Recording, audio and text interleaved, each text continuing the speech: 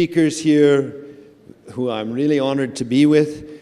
We're looking forward to a discussion. I think we'll start by asking them each a question, which is, why did you begin to look at floods? What catalyzed your interest? What was so critical?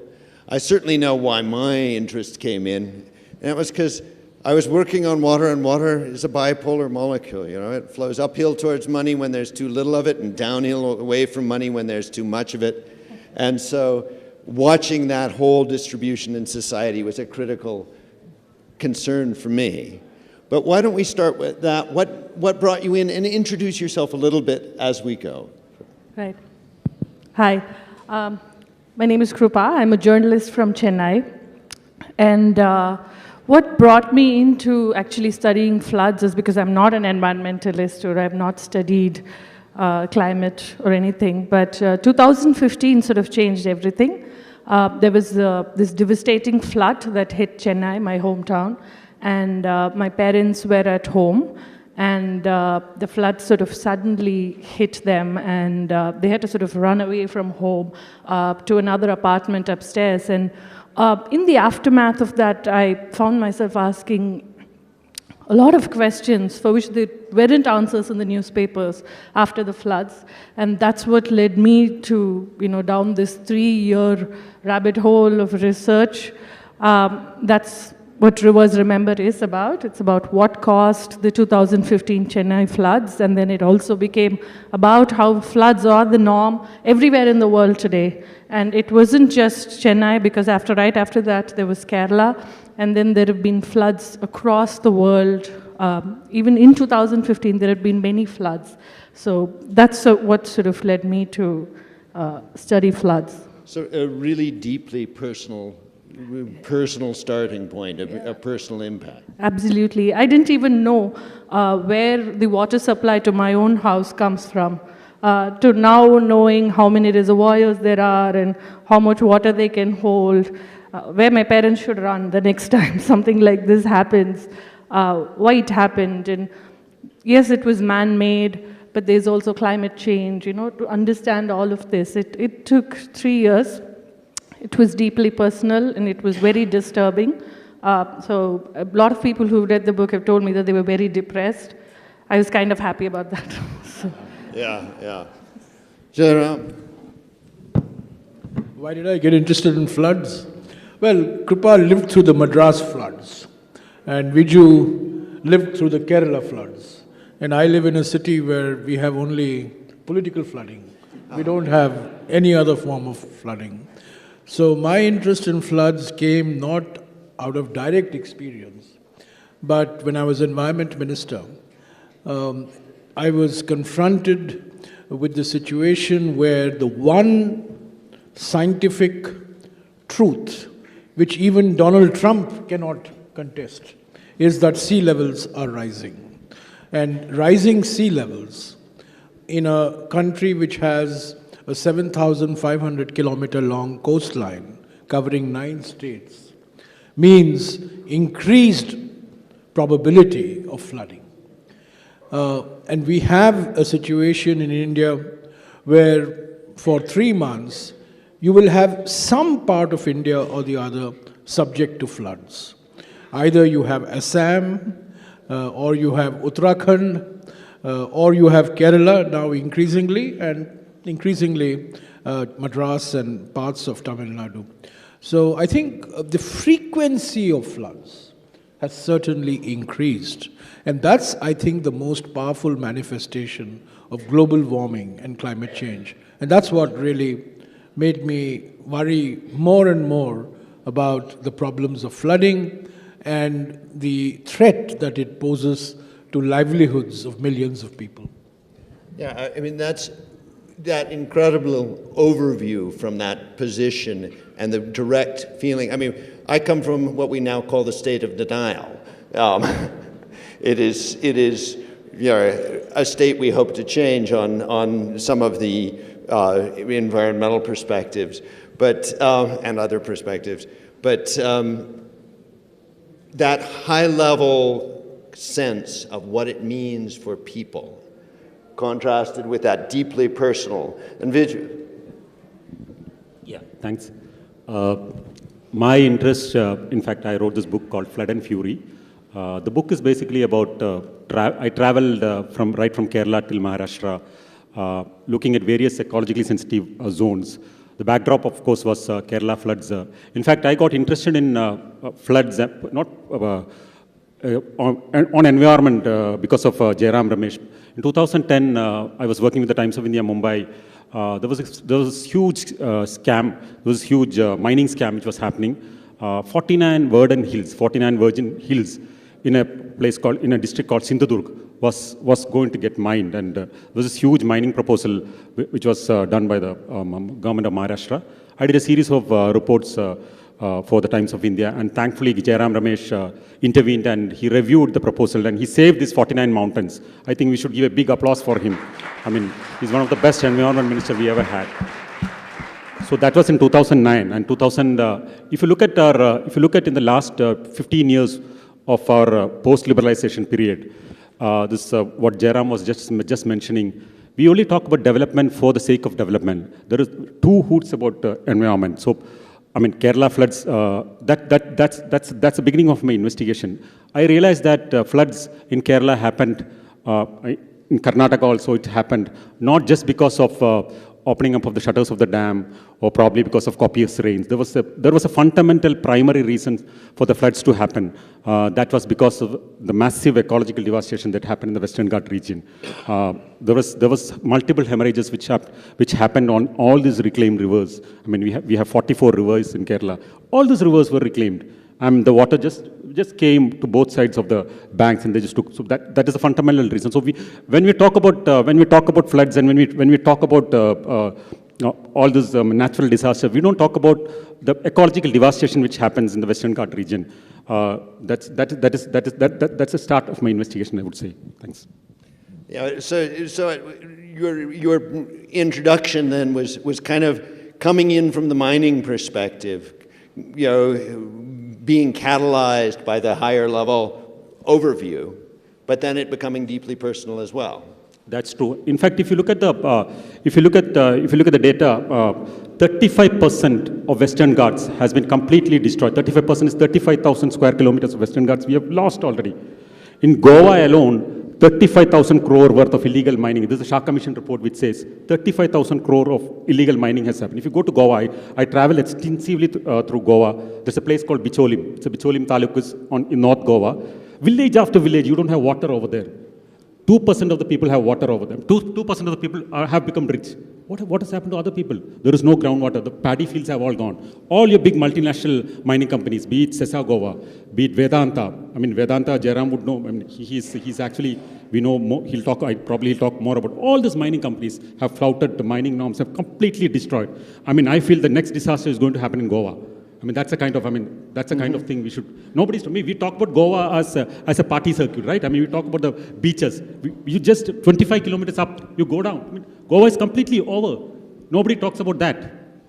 We are talking in Jaipur, so it's difficult for people in Jaipur to imagine this Western Ghats ecosystem. So let's take an ecosystem closer to Rajasthan, which is facing the same type of stress that the Western Ghats is facing, which is the Aravallis. It extends Haryana, Delhi, Rajasthan, and finally Gujarat. And the complete denudation of the Aravallis has affected water sources, it's affected water streams, it has led to ecological devastation, and all because of mining. It's all because of mining and construction. And we're talking of floods, but in these parts, you have the other problem, which is a deficit of water, not a surplus of water. And that deficit of water is caused by the ecological devastation of the Aravallis. And these 4 states are suffering. So, I mean, it's difficult for you to imagine the Western Ghats, so I thought I'll bring it home. Aravallis is like the Western Ghats. Western Ghats, in fact, 25 million people, I mean, 1/4 of population of India depends for water supply for Western Ghats. All your big cities, be it Chennai, be it Bangalore, be it Mumbai, be it Kerala, be it Punjab, all of them water. I mean, if you don't have Western Ghats, there is no life. Western Ghats sustains life. Right. I mean, it's that whole basic ecological sense that, that it sustains it. It brings back a very personal memory to me. We had a drought workshop in Kochi in 1992. It had rained a total of about 90 millimeters the previous 2 years. During the 2 days of our workshop, it rained almost 700 millimeters. The amount running off, the impact on people, and it's where scarcity and excess coexist. They're right next to each other. That's the rural areas, and both of these we've talked about that, but you've been focused specifically on the urban. Yes, absolutely. And the part that sort of resonates with me, with what Viju and Jairam are talking about, is the development part of it, which is basically they've reclaimed all of the rivers, instead we've built on them. And this is one of the chapters in my book as well, which is even after the flood, a luxurious apartment building has come inside the Adyar River in Chennai. And people continue to buy, spending crores of rupees, apartment buildings. Your lake views and your, sea view apartments, they could be the ones that take you down finally, right? This apartment building is right inside the river, and the river is flowing next to it. And we are talking about a place where there was almost 12 feet of water, and people died in that flood, and right after that. So all of the rivers, all of the canals, all of the water bodies have been encroached upon in Tamil Nadu, and especially in Chennai. And the CAG report that came out after the floods is damning, and it is named with the plot number, the buildings that are on the way of the water body and has caused the floods. And they've continued to, they exist even now. They have something called an NOC, which is a no objection certificate, which you get from the PWD, the local, the body which is entrusted in taking care of these lakes and rivers. And instead, they just sign these NOCs and allow buildings to come up. And those are on the way. So one of the pieces that fit into this puzzle of floods is, one is weather. The other is, they keep calling it the once in 100-year flood, as if it's going to happen only once in every 100 years, except that it can happen every year, right? There's a possibility that it could happen once in 100 years. That's what it means. So there's the rain, then there's your development, and then there is your state apparatus, which in the 2015 floods, it completely collapsed. It was around the time Jayalalitha was quite unwell, the state's chief minister was quite unwell, and there was rumors immediately after the floods that, the flood happened because they were waiting until it was too late to open the reservoir.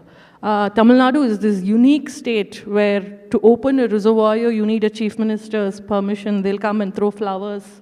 And then, because giving water to people is an act of kindness from those in power. So in a funny sense, you're watching in the urban areas, almost it's a metaphor of mining. It's the capture of that resource and its...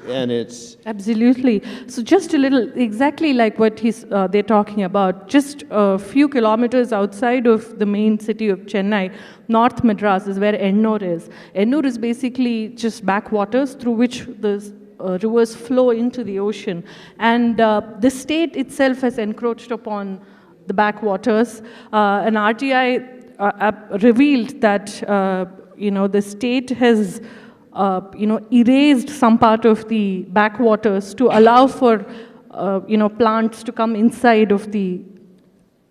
Right. It was quite shocking because the state is an active participant here in eroding its own resources.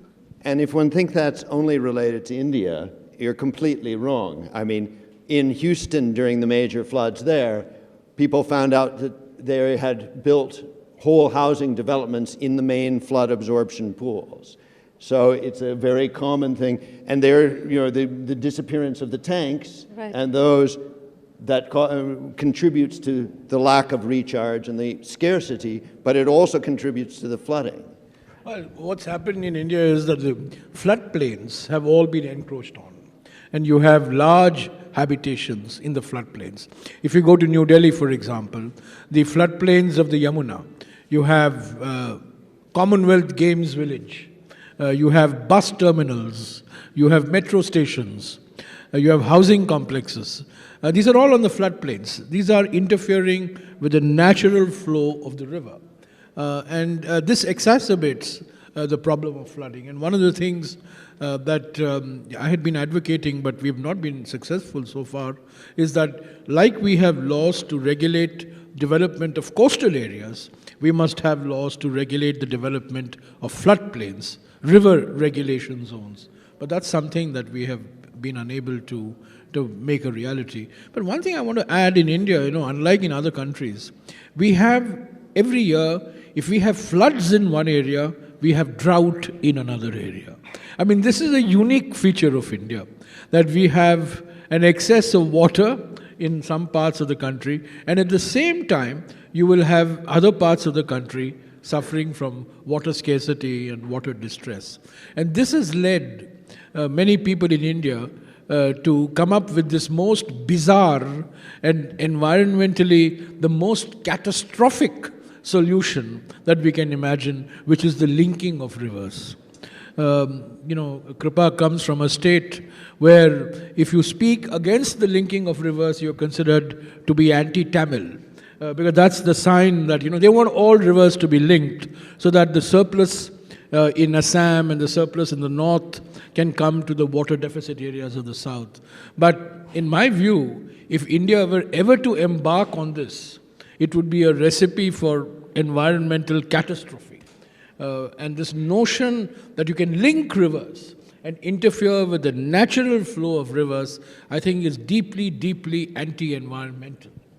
It's hugely anti-environmental. The personal thing that got me into water in the beginning was my parents running the Glen Canyon in the Colorado, which was the first big environmental fight and the exposure to what the impact of that was. So, a deeply personal. Viju, do you have? Yeah, I just want to add what Jairam was talking about.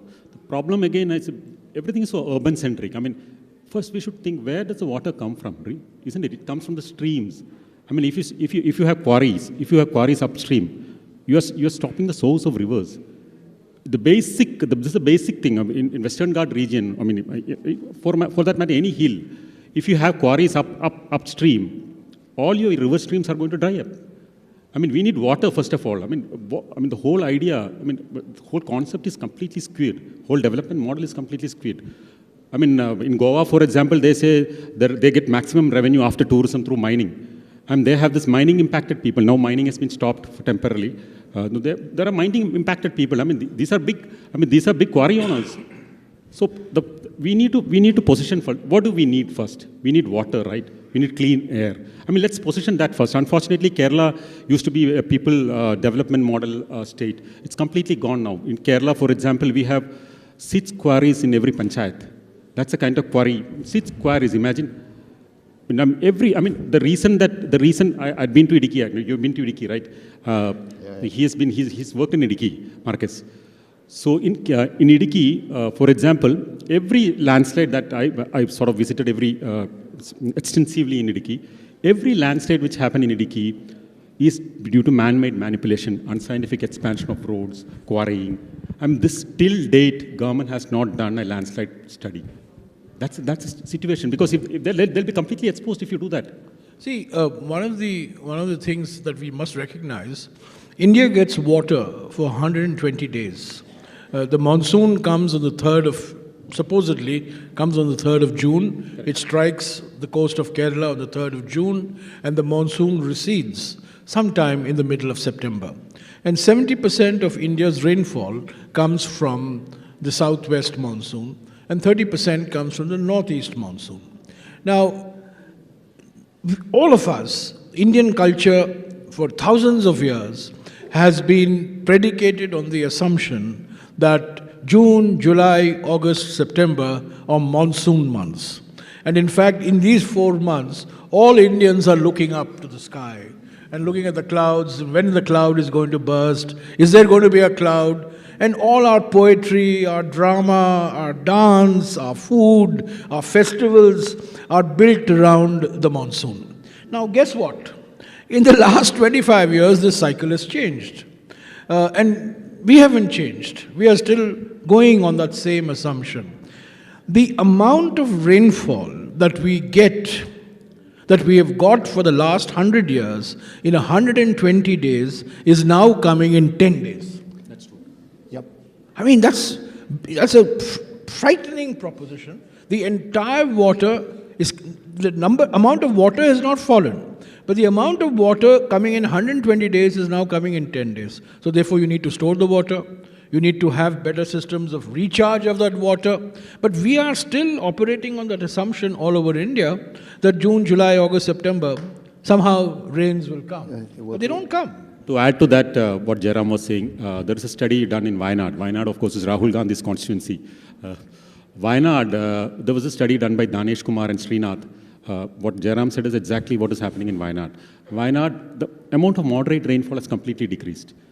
You have this heavy intensive rainfall which is happening. They took a rainfall data between 1983 to 2011, and they found that the intensive rainfall. So this is a classic case of climate change, which we are not addressing. So we had, after 2018 floods in Kerala, we had in 2019, last year, we had floods in Wayanad, it's a place called Puthumalai. We had a huge landslide.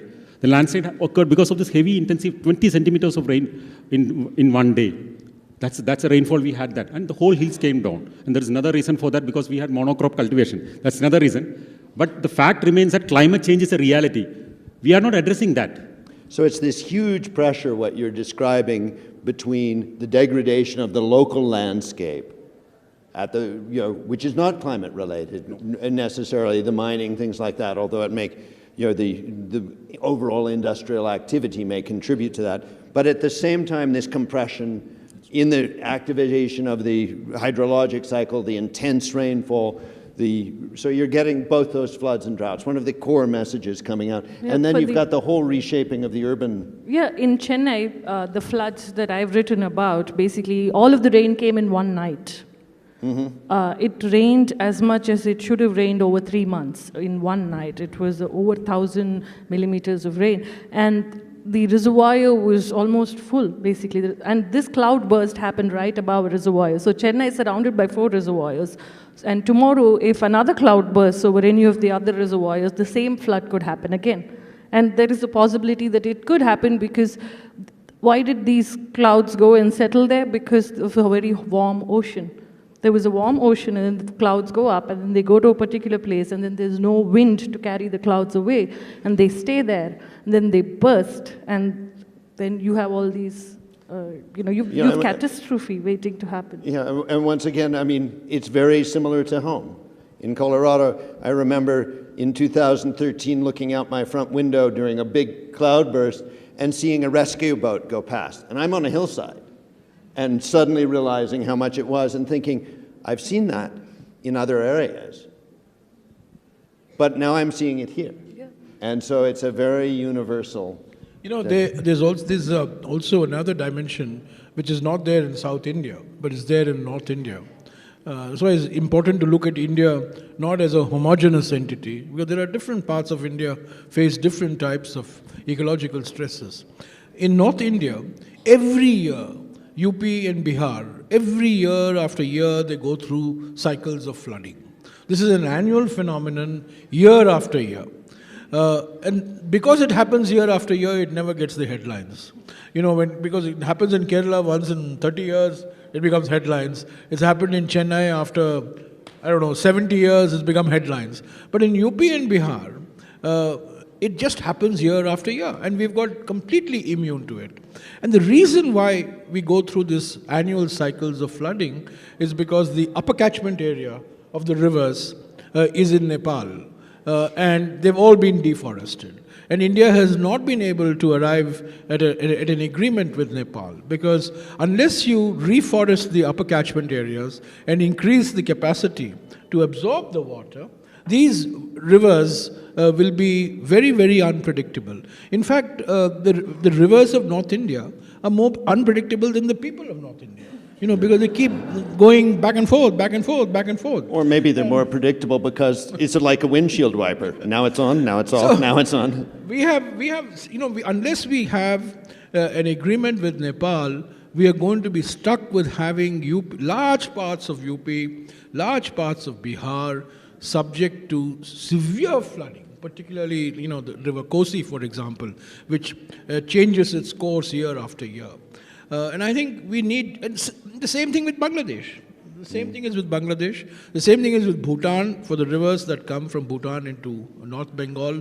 So, in other words, the point is, flood control in North India cannot be successfully addressed unless we bring in Bangladesh, we bring in Nepal, we bring in Bhutan. It has to be done in a subcontinental framework. Rivers don't have political boundaries. Politicians create political boundaries, but ecosystems don't have political boundaries. Yeah. And there's no way to train the ecosystem to follow the political boundaries. I wish we could tell the Sundarbans ecosystem, that's Bangladesh and this is India, now you be there and you be here. Or the Indus for that matter. It's not. So we do not look upon, for example, we don't look upon the Indus as an integrated system. The Indus is an integrated system, crucial to India and crucial to Pakistan. What India does affects Pakistan, what Pakistan does affects India. But, what happened in 1960, there's the Indus, and we divided the Indus. It has 5 tributaries, so plus Indus, it is 6. In the classic tradition of compromise, 3 rivers went to Pakistan, 3 rivers came to India. Everybody was happy. It reminds me of wells in Tamil Nadu where one brother would deepen his quarter of the well. Yeah. It's happening now in terms of the bore wells that we have, right? Yeah. So this, funnily enough, by the time my book came out, we were staring at a drought. The drought was not funny, but what was funny was everybody was talking to me about the drought and not about the flood, about which I'd written a book. So now people wanted to know about it, so I also started researching it. And in my own home, once again, what had happened was there are these new apartment buildings that are coming up in my street, and they've started going 200 feet down for fossil water, basically. They were going into groundwater, and we don't have water supply now because ours is only 100 feet. So then basically, we are now in these borewell wars in Chennai, and I hear in Bangalore it's even worse. You have to go at least 500 feet down to get water, and that it's going to basically dry out soon. And last summer, we almost ran out of water, and it was a huge crisis. And we had to bring in water in trains meant for from aquifers, meant for farmers outside. And they were all brought in, and they were quite bitter, and why wouldn't they be? We're taking away their water so that our restaurants and our hotels can run successfully. Yeah, as I said, water flows uphill towards money when there's... But thinking about this, all of you have worked on this, and before we shift into what do we do about it, I'd really like to ask you, in your work on floods, what surprised you the most? What's been the thing that you didn't expect? One is this connection that I had this premonition that there is something more to it. I mean, because the government was saying that the floods happen because of rains and the flood happens because of a delay in the opening of the shutters of the dam. But in the back of my mind, because I've been reading reports like Madhav Gadgil report, there are lots of reports which has been completely buried. Jairam knows about it very well, how reports have been buried. I mean, these reports are very well. I mean, you can read Madhav Gadgil report and you'll be very, very happy, but it's still not implemented. I mean, because of vested interest. So in the back of my mind, I knew that there is this huge ecological devastation happening in the Western Ghats region, and I need to link that ecological devastation to the landslides, which I could do. I mean, that was really surprising, and that actually, and also very another thing that I found was the culture. The only culture which is the only ecosystem people today living in India would be the tribal culture, I would say. That they are the only people actually looking after nature. We are all in some part we are all polluting the environment. And if you go to all these areas, you can feel how tribal culture. I mean, tribal in the sense. The first thing I think the first thing I realized that was the Western Ghats or any of these mountains. We should treat these mountains as a spiritual entity. Spiritual, not in a very going to temple, that kind of thing. Spiritual, I mean, there is an ecosystem there. There is a dynamic ecosystem happening there. We need to respect that. The tribals are doing it. Because we know that the Forest Right Act has yet to be implemented. But even then, in spite of that, there are so many small success stories. So many, I mean, for example, I'll just give an example because we are short of time. I went to a place in Idiki. It's a village called Vanjivayal. The tribals are Urali tribals. I mean, it's right in the middle of Periyar Tiger Reserve. I mean, it's a valley, and they're staying 22 villages. They're doing organic pepper farming, and they're sort of exporting it to European countries.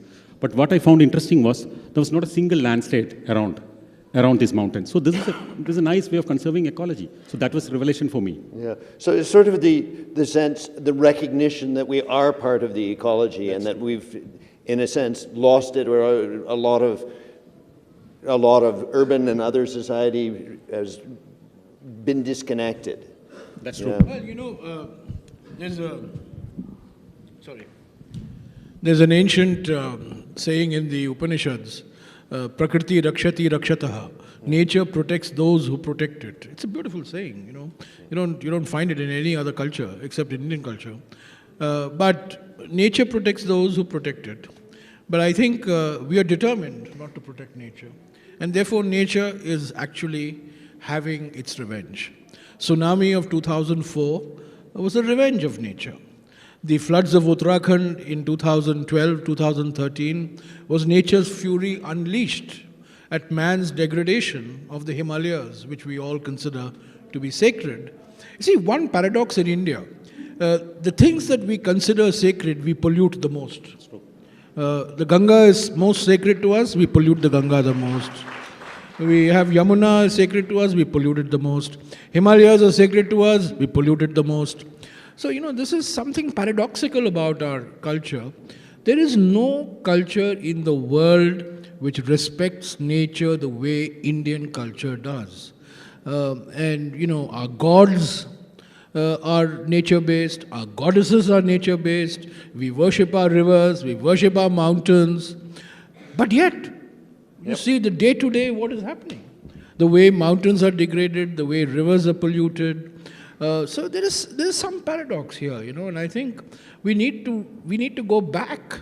And what amazed me in Uttarakhand is Uttarakhand is supposed to be the Dev Bhumi, is the place of gods, right? So you're supposed to be in a state of spiritual exaltation, and you're supposed to venerate the Himalayas and all these places. But you see the devastation that was caused by the floods in Uttarakhand in 2013, all man-made. It was not nature's fury. In fact, I think the title of this session is mistaken. It's not nature's fury. It's man's mistakes. If man's mistakes adds to nature's fury, and nature by itself is not going to be furious. I think man compounds the ferocity of nature. And I think Indian civilization taught that man must live in harmony with nature. Western your civilization is based on man's conquest of nature. Man should, build dams, and we should conquer nature. Yes. It's taming the wild. Huh? It's taming the wild. Yeah, taming the wild. But Taming the in wild. India, there's a very interesting story I must tell you. In 1953, some British journalist went to our Prime Minister, Mr. Nehru, and he said, "Mr. Prime Minister, what do you have to say to this extraordinary achievement that Edmund Hillary and Tenzing Norgay have conquered Everest?" This was May 1953, and these two people had just made it up to the top, and the British journalist said, "Mr. Prime Minister, they've conquered Everest." So Mr. Nehru was a short-tempered man. He lost his temper very quickly, and he regained his temper also very quickly. So he lost his temper, and he says, "Young man, never say Mount Everest can be conquered. It can never be conquered. It can only be climbed." That's right. It's a mindset, It's a mindset. It's a mindset. So then the surprise then is the disjuncture between the reverence and the reality. This is really what amazes me. You go to Banaras, you go to Varanasi, you go to these, it's the most sacred place for Indians, and look at the way, we pollute the Ganga. We had Sabrimala also. Or Sabrimala is another good example. In fact, many of our holy places are in fact the most filthy places. Very few holy places in India. Tirupati is very clean. But you go to the Kashi temple in, some journalist from UP here. If you were to put this on social media, the Chief Minister of UP will go after me. But I have to say this. I have to say this. The temple in Varanasi, very, very filthy. But it's the holiest place for many Indians. So there is a paradox here. Yeah, a real paradox that I think, when we look at climate change now, there's a huge shift from focusing on the technology and the science to the question of emotions, behavior, drivers. And this is exactly getting to that point. How do we deal with these paradoxes? What did you suppose? Yeah, to add to what he was just saying about the sacred, and in Tamil Nadu, it's like the dichotomy of the sacred and the profane, because Kuvam is one of the rivers in Madras, in Chennai, and we use the word Kuvam to refer to something that's dirty. If you say a bad word, your mouth is like the Kuvam. If your house is dirty, your house is like the Kuvam. But there's actually a Kuva Puranam, which is a text that is part of a larger sacred work called Skanda Purana. And that river Kuvam is supposed to actually come from the place where Lord Shiva put his bow down. And Kuvam is supposed to have sprung from there. But today, if you go to Chennai and say the word Kuvam, people probably shut their nose because every time you pass Kuvam stinks. And then, we have a word called Porambok, which is now the singer T.M. Krishna sang a song about it now. Porambok refers to these empty lands that are waiting, that are basically like your floodplains, that are waiting for water to come. But over time, it sort of became this word that means like a wastrel. You use the word to, swear at someone. So that's what I wanted to add to what he was saying in Chennai. But what shocked me rather than surprised me while I was doing this book was I started out with a bunch of questions when I wrote this book, and every question led me to the answer that flood that I was studying was man-made, that there was the state was actively involved in drowning a clueless population, not telling them that they were about to die, not telling them that they're going back 10 years. Every flood, I don't know how people who go through this every year do it, especially in UP and Bihar, because my heart goes out to them. Just one flood, and I've been moved enough to spend 3 years of my life just writing it. And the people who've gone back by 10 years in their life, they've lost their life savings, they've lost the only earning member of their family to the floods. The state actually hid the number of people who died in the floods. So this is the state just sort of clamping down on you. And in Tamil Nadu, we call ourselves, almost like the Scandinavian countries. Our administration is supposed to be like the best in the world. But this flood sort of really opened my eyes to the fact that maybe we are not as safe. Maybe we shouldn't be pretending to be better than everybody else. Right. Talking of floods in Chennai, now the newspapers are full of the debate on the NRC. And a lot of people from Madras, Chennai, called me up and said, we've lost all the papers during the floods. How do we prove that we are Indian citizens? And this is a fact. It's a fact not only in Madras, it's a fact in Kerala. Absolutely. It's a fact in different places. People who migrate, people who are subject to the fury of floods year after year, they don't keep papers to show what their father's name is, which year they were born. And they are the ones that are going to be most affected if this whole NRC exercise actually is implemented. Right. So it's real deep personal impacts. Right. And it's impacts in ways that you don't anticipate. That whole question of loss of papers. And it's the disjuncture of, the concept of society and the reality of how it treats the resources. Living in Kathmandu, we used to say you didn't have to be close to Jesus to be able to walk on water. The Bagmati was pretty thick, and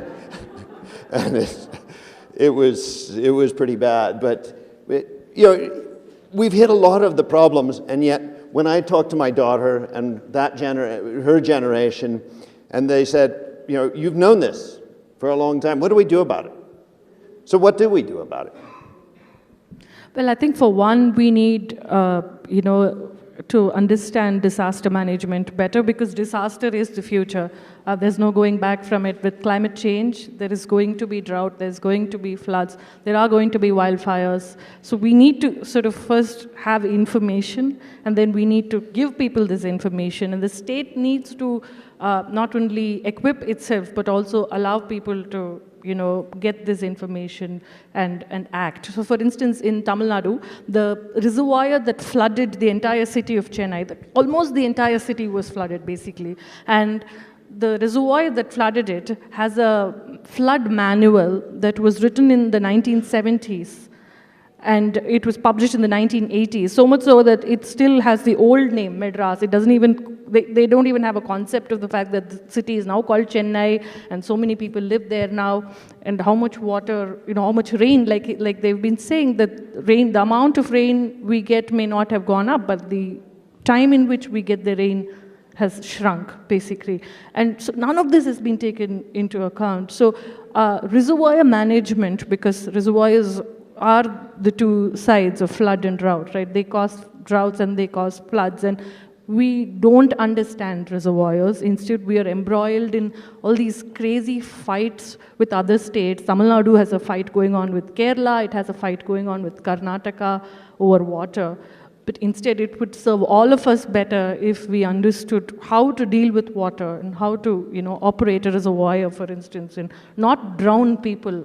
Just, Yeah. So both sort of large-scale understanding and understanding at the individual and household level. Absolutely. During the floods in Tamil Nadu, for instance, it's not just that the state didn't come to rescue people.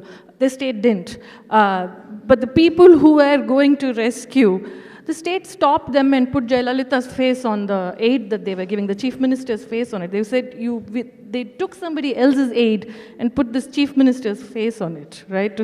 You'd stop people from doing their work as well. So the state has some introspection to do. Yeah, I think you have said it properly. I think three fundamental things should be done. One is not to have quarries in ecologically sensitive zones. Up the hills, you can't have quarries. You should have complete ban on quarrying in these regions, which the government has not till done now. The second thing would be regeneration of rivers. How do you regenerate rivers? You need to have riparian forest on both sides of the rivers, which is a reason that groundwater level is falling in Kerala, in Tamil Nadu. We don't have those forests. All those forests have gone. So we need to regenerate forests on both sides of the rivers, which is not happening. And the third thing I would say is, again, I need to talk about the tribal population, because they're the people actually doing some kind of conservation. Now, how do you sort of support them? Let's give them incentives. I mean, people who are conserving Western Ghats, people up the hill, we need to sort of support them. We need to give them some incentive. Let's give a good market produce for their farm produce. I mean, market price for their farm produce. That's the only way we can fight the Western interest. That's the only way we can fight the lobbies over there. Because if tribals move away from there, who are going to stay back there? The settlers will come. The quarry owners will come. The resort owners will come. So we need to put the indigenous population back. And in fact, once upon a time, Wayanad used to be ruled by tribal. There were tribal kings over there. Mm-hmm. I mean, there were kings over there. They used to have, in Attapadi, for example, Jairam knows. Attapadi is a place in Palakkad district, which is a black spot of development model in Kerala. 110 malnutrition deaths have happened in the last 10 years in the tribal area. The reason is because their lands have all been taken away. We are not addressing their land alienation. 10,000 acres of land has all been taken away. So we need to address the land issue. We need to give back land to the landless. And we need to sustain. And we need to also talk about climate change impact. How do you if you want to mitigate climate change, the first thing that we need to do is to regenerate green zones, forest zones in these areas. So really, a major piece is empowering the people who are closest to the land and most connected to it. Well, I think you require interventions at the top level, obviously in terms of policy and standards and regulations, and you have interventions at the level of people and communities. and both have to be synchronized and go hand in hand. I think the most important thing is we shouldn't interfere with the working of natural ecosystems. The moment you start interfering with the working of natural ecosystems, for example, the floods in Bombay. One of the reasons for the floods in Bombay was that there was one river, the Methi River. Diverted for the airport. Completely diverted. And you completely interfere with the natural flow of an ecosystem, and you're going to have catastrophic consequences. In Bombay is a good example of a city which was subject to enormous flooding because of that one silly decision that was taken. Not silly. It was, it was a decision taken. Behind every silly decision, there are very powerful vested commercial interests, I think that's what led to the diversion of that river. So you need these interventions which are based on the recognition that natural ecosystems cannot be interfered with, and water has to be conserved. If we are going to get the same amount of rainfall that we were getting in 4 months, in 10 days, then we jolly well recognize that the cycle has changed, the water cycle has changed. And then, I don't see in India a rainwater harvesting movement. I don't see in Rajasthan, for example. Rajasthan is a water-stressed state. We should be having a massive people's movement for water conservation, for water regeneration, for storing of rainwater, whatever little rain that you get, So I think a lot of it has to do with water management. A lot of it has to do with water distribution. A lot of it has to do with water pricing.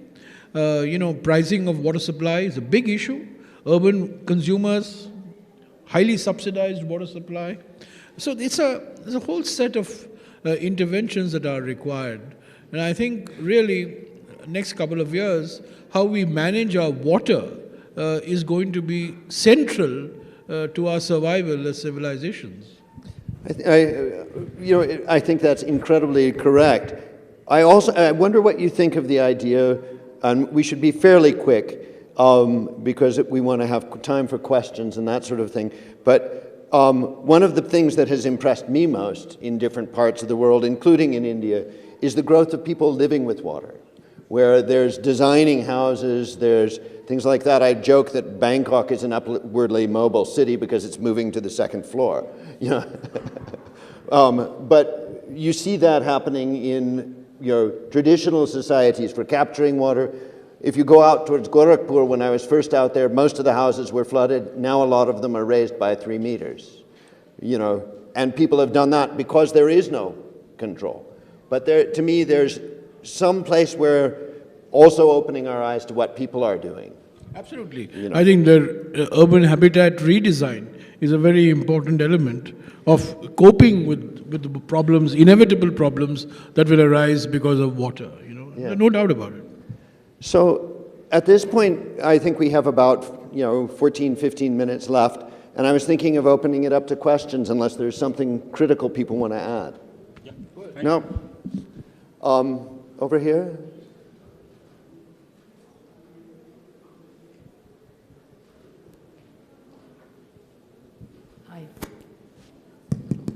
Hi. Jairam, it would appear that the most important thing has to happen at the policy and the national levels, if not international, and some of them are. So like if you're saying, preserve the rivers, you have to preserve the forests. It is not happening. You go to Himachal, look at what they're doing to the highway up there. They've just knocked off mountains, miles and miles of mountains. So until and unless that happens, yes, people's movements mean something. Action at the ground means something. But how do we force governments to at least do the minimum? Because if it doesn't happen today, the rivers are in trouble because the forests are in trouble, and we pretend that it's all about ease of governance, and we tag it in with that, we want ease of government. Every time you need so many permissions, so let's just bypass that and let's quickly go past that. Who's going to call the governments to order until and unless we stop that? Yes, we want ease of governance, but we do also need to protect, and we've just forgotten about protecting nature. How do we force governments to ensure that they do protect nature while we still have some mountains and some forests and some rivers? Well, I agree with you that there is a central role for a government, either at the state level or at the national level.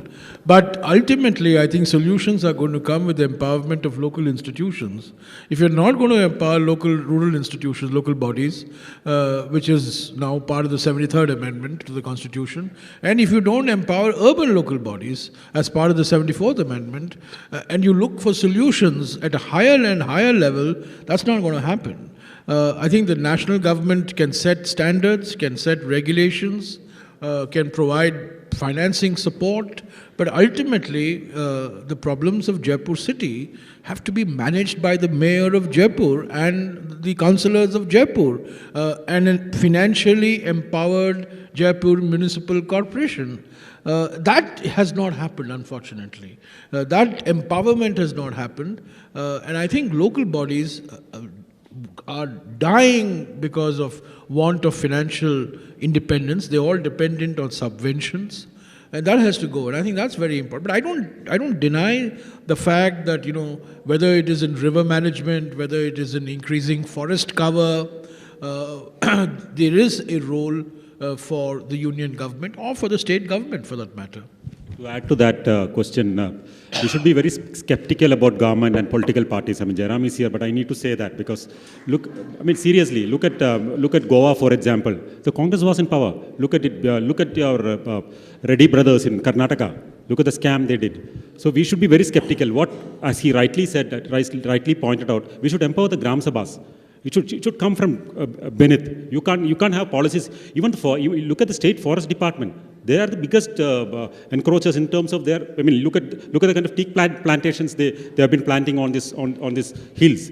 I mean, so we can't depend on a government. That's unfortunately we need to have, as he said, we need to start from the below, start from local community, local empowerment. Thanks. Yeah, I think I can give you an example of the fishermen in a village called Ennore, which is where I was telling you the government itself has encroached upon backwaters. The fishermen have formed a collective and they are fighting for their rights. I think that could be one of the ways in which we can force governments to listen, which is if the local communities stand up and say, no, you can't do this to my place. This is where I live. So the local community has a huge role to play as well. You know, India's most successful environmental movement was the Chipko movement. And no government, in fact, government was supporting the contractors to cut the trees in Uttarakhand before the women of Uttarakhand got together and decided to Chipko onto the trees and not allow the contractors to cut the trees. So all successful interventions of the government have been dependent on Chipko-type movements, you know, being institutionalized. So you've had Chipko, we've had water movements in different parts of the country, forest, the movements to protect forest rights. So, you know, governments have a role, but I think we should really now start thinking of a shifting in paradigm from governments to people, to local communities, to local institutions.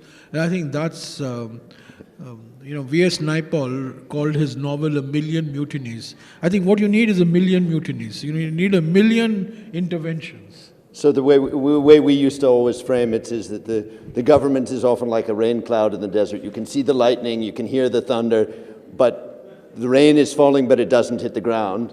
And then the second thing is that politicians, with some notable exceptions, don't always move where they see the light. They move where they feel the heat. And so the pressure. So a second question, someone in the back there. Yeah. But one here in a question, not a too long statement, because I do want to get to the other side of the room as well. Sure. Hi, my name is Yagya, and I hail from the desert district of Bikaner, and the climate of Bikaner is quite peculiar, I must say. It goes up to 50s in the summers, it goes up to zeros in the winters, and it floods in monsoons. So, quick question, though. So the question is, how does one design a structure of environmental reforms for a place like this, for a place that's extreme in all ways? I think that's a really good question, because this is also a question that all of us everywhere are grappling with, because we're all fighting extremes now because of climate change. So I think everybody everywhere has to sort of take in the fact that we're battling extremes. So if Chennai had a flood in 2015, it had a drought in 2019 for which it was completely unprepared. So I think at all times, I think we need to be aware of, well, what exactly they can do. I think that I'd leave it to people who know better. Yeah, in fact, I need to add to what Krupa said. Climate change is a reality. It's like a cancer. You can't get away from it. Now, what do we do now? We need to find out mitigation measures, right? I mean, I'll give you a small example. There's this national park in Bombay. It's called the Sanjay Gandhi National Park. If you're staying near to the Sanjay Gandhi National Park, there's a 1 degree temperature difference. I mean, it's always cooler over there. So it clearly says that where there are green zones, the temperature is going to come down. I mean, the first thing that we need to do, we need to green our environment, right? That's the first thing we need to do. We can't say climate change will come and there is going to be a rise in temperature, and we can't just sit. There are a lot of mitigation measures. In fact, you can add on that, right? Yeah. What are the mitigation measures? Well, I mean, I think one of the biggest mitigation measures, one is obviously in the climate sense, use less energy, more green energy. But the other thing is, in all systems, buffering is critical, and that's what the ecosystem does. And I think that applies very well in Bikaner. Should we have in the back there? The woman, the lady in the back? Yeah. Just wanted to make sure that the back. Make sure that you order all the ladies. Hello. Good morning, everyone. I have 2 questions which are intertwined in one. Firstly, can linking of Kaveri and Godavari end the water dispute between Karnataka and Tamil Nadu? And secondly, nobody here mentioned about dams. And a dam such as Polavaram in Andhra Pradesh, and the state which already has surplus water, and it is under the ambit of a subtropical cyclone zone. So who are we joking here? And who are we befooling, ourselves or the nature? Thank you. What was your first question? I'm sorry. Do we need big dams? Well, it was the linking of the... No, I mean, I don't think anybody here subscribes to the river linking paradigm. I mean, I think you can't just kill a river, right? When you kill a river, you're not just killing a river, you're killing an ecosystem that exists. And I don't think linking of rivers is the answer. We'll have to, that it sounds too simplistic, and we don't even know what kind of catastrophes await us if we try to divert the path of a river. We are in fact trying to say, my book is titled Rivers Remember.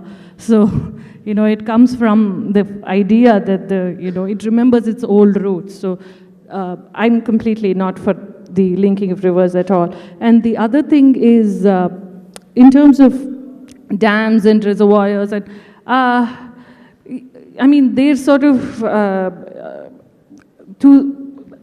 I don't know, we've not really understood in India how to deal with dams and how to deal with, we've tied water up with emotional, political egos and all of that, right, between states. So we haven't really understood how to manage water using our dams and reservoirs. I think there needs to be a serious study on what we are doing with our reservoirs, and with the reservoirs, even Viju's own book also says that it was the reservoir that sort of drowned, caused the floods. Both our books come to the same conclusion, by the way, that the floods were man-made, and that even though we had once in 100-year rain, it was the reservoir that caused it. So we need to basically study and know better what we are doing, and we need to empower at the junior engineer level, at the dams, everybody to sort of take care of water. Well, India's first river linking is the Ken and Betwa in Madhya Pradesh, and that river linking has been going on, talk has been going on for the last 10 years, and is now virtually at an advanced stage of takeoff.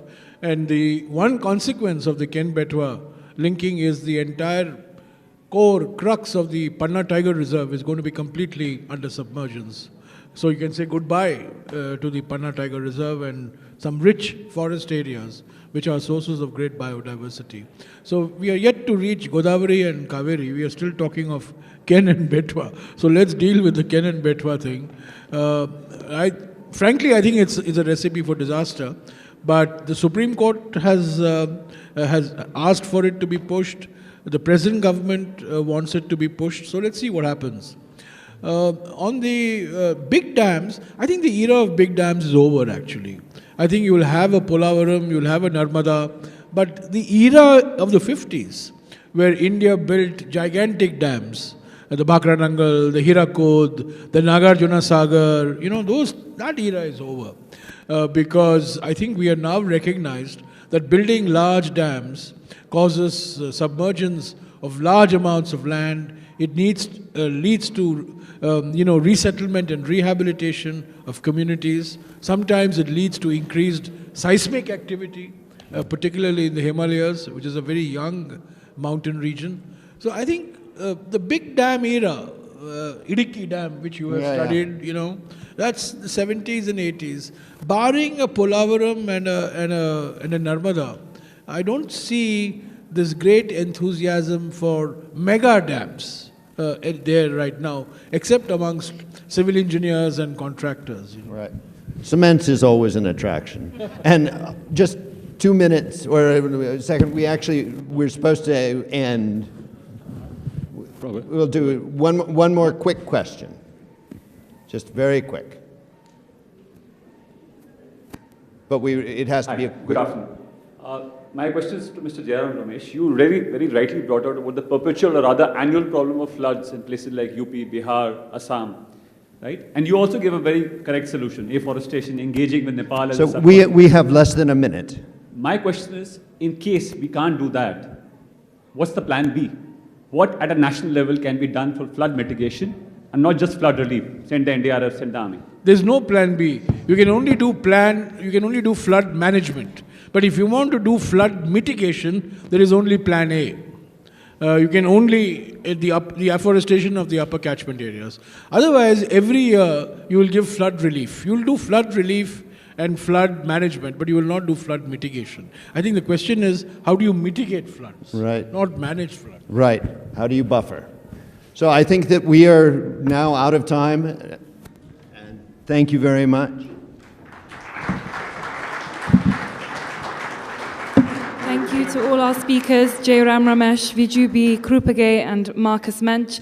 Jairam Ramesh, Viju B and Krupa will be signing any books if you would like to bring them to sign in our book signing tent, which is out of the venue to the left near Mughal tent. And thank you also to WSSO, the Public Health Engineering Department of Rajasthan, for putting this session on. Thank you.